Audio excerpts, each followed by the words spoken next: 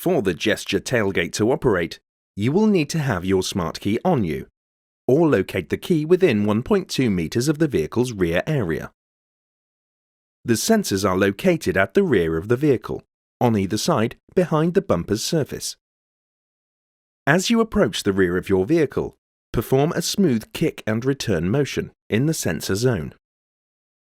When the sensors recognize the kick gesture, the tailgate will automatically open. If the kick gesture is not recognized, confirm key location and perform the kick gesture again. To close the tailgate, repeat the kick gesture and the tailgate will automatically close.